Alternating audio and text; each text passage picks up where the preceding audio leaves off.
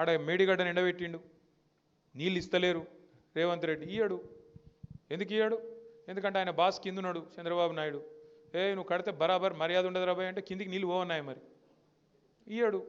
ఆయన ఆడిచ్చినట్టు ఈయన పాపం ఈయనదేమని ఈయన కోవట్టు చిన్న మనిషిన. వాళ్ళిద్దరు ఎట్లా ఆడిస్తే అట్లా ఆడేటోడు ఈయన చేతులు ఏముంటుంది. అట్లాగే ఇప్పుడు నిన్న మీరు చూసిండ్రు పక్కకు కర్ణాటకలో ఆల్మట్టి డ్యామ్ హైట్ పెంచుతుండ్రు 5 ఫీట్లు. ఒక్క డ్యాము ఆల్రెడీ కట్టి ఉన్న డ్యాము 5 ఫీట్లు పెంచుతందుకు వాళ్ళు ఎంత ఖర్చు పెడుతున్నారు ఎరికేనా? 70,000 కోట్లు ఒక భూసేకరణకే. 70,000 కోట్లు. అదే కేసీఆర్ గారు 40 లక్షల ఎకరాలకు నీళ్ళు ఇచ్చే ప్రాజెక్టు దాని మీద 93,000 కోట్లు ఖర్చు పెడితే తిన్నాడు 1,00,000 కోట్లు తిన్నాడు 1,00,000 కోట్లు తిన్నాడు వేసుకపోయింది ఇంట్లోకు. మనం ఎప్పుడైనా ఆలోచించినామా కనీసం? అరే 93,000 కోట్లు ఖర్చు అయిన ప్రాజెక్టులో 1,00,000 కోట్లు ఎవడెట్లా తింటాడు? మరి 1,00,000 కోట్లు ఈయననే తింటా బరాజులు ఎవడు కట్టిండు? ఆ పంప్ హౌజులు ఎట్లా కట్టిర్రు?